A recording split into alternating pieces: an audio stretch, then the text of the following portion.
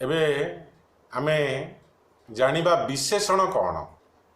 जो पद अन्य पदर गुण अवस्था संख्या परिमाण इत्यादि प्रकाश करे ताहाकू विशेषण कहन्ति।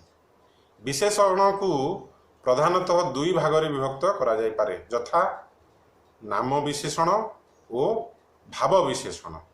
नाम विशेषण कौन आस जानिबा। जो विशेषण पद विशेष्य पदर बा सर्वनाम पदर गुण अवस्था संख्या परिमाण आदि प्रकाश करे ताहाकू नाम विशेषण कहन्ति। यथा नाम विशेषणर किछि उदाहरण हम दौची। सुंदरी बालिका, रक्त वस्त्र, नील कई, अंध बालक। एठी बालिकाटा सुंदरी, वस्त्रर रंग रक्तवर्ण, कईर वर्ण नील एवं बालकटी अंध।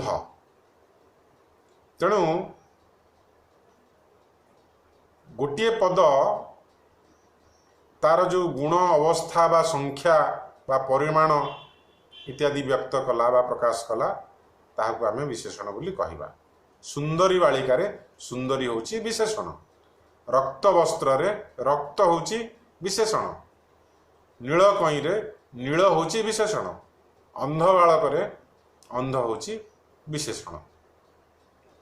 वर्तमान सर्वनाम र विशेषण तार उदाहरण देखिबा। तुमे दुष्ट, सेमाने मूढ़, आंभे माने दरिद्र। सर्वनाम जमी तुमे सेमाने आंबे माने एगुड़िक सर्वनाम। यही सर्वनामर सब विशेषण रही। तुमे दुष्ट, ये दुष्टटा विशेषण। सेमाने मूढ़, मूढ़ होची विशेषण। आंभे माने दरिद्र, दरिद्र एटा होची विशेषण। एक दुई तीन प्रभृति संख्यावाचक शब्द मानकरू उत्पन्न होइथिबा अथच गोटे वस्तुर निर्देश करुथुवा विशेषण को पूर्णवाचक विशेषण बोली कहन्ति। यथा प्रथम द्वितीय पंचदश इत्यादि पूर्णवाचक विशेषणर नाम विशेषणर अंतर्गत।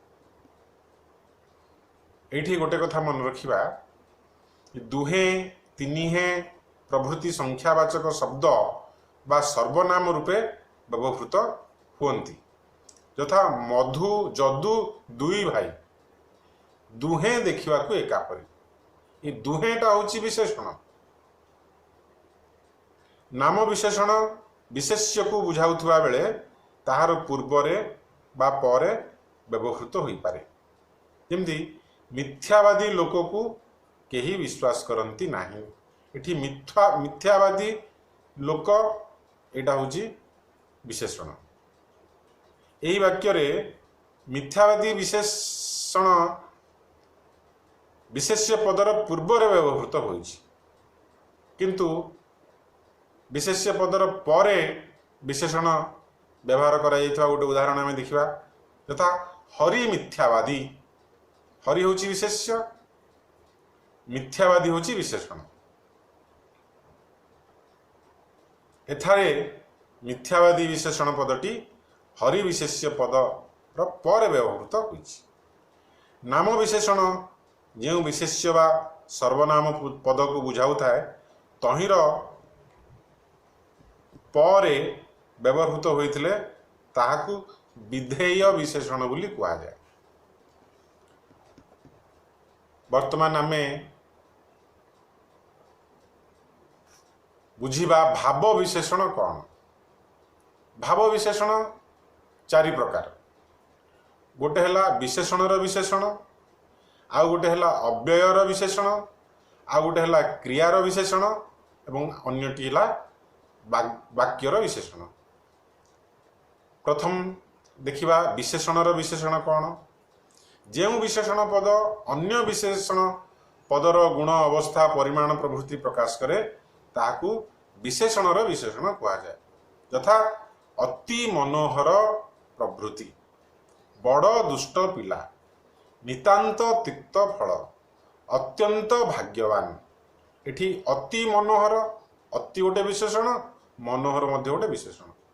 बड़ दुष्ट पिला, बड़ गोटे विशेषण संख्यावाचक है बा परिमाणवाचक, दुष्टटा हूँ आ गोटे विशेषण, विशेषण विशेषण। ठीक से भाई नितांत तिक्त फल, अत्यंत भाग्यवान, अत्यंत पुणी भाग्यवान, विशेषण विशेष। वर्तमान आम देखा अव्ययर विशेषण कौन।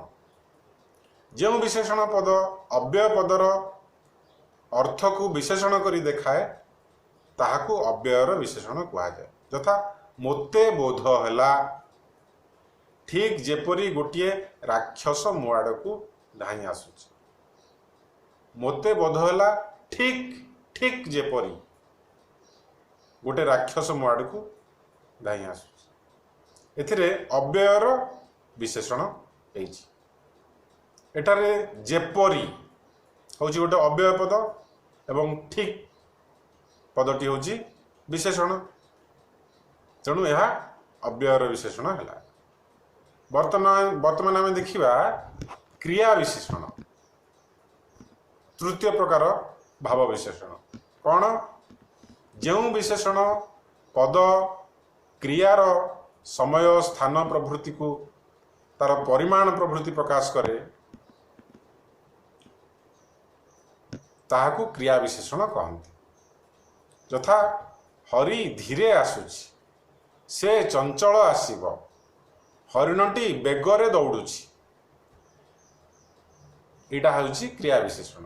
धीरे आसुची, आसुची विशेषण और धीरे आसुची, धीरेटा विशेषण। तेणु क्रिया पूर्वर एठी व्यवहार कराई, धीरे विशेषणटी आसुची क्रियार पूर्वर व्यवहार कराउछि। सेमती चंचल आसीब, चंचल विशेषणटी आसीब क्रिया पूर्वर व्यवहार करा जाइछि। से भली हरिणटी बेगरे दौड़ुछि, दौड़ुछि होछि क्रिया, बेगरे होछि विशेषण, तेणु यह है क्रिया विशेषण। तापरे शेष एवं चतुर्थ प्रकार भाव विशेषण है कौन।